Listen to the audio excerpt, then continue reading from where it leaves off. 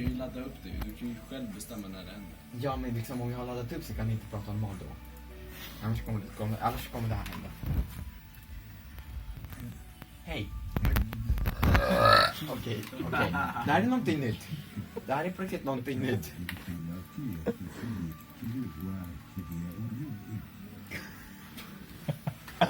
Och kolla en printer. Oj, vad gott. Hur ska det gott med det? What the fuck? Vadå, what the fuck?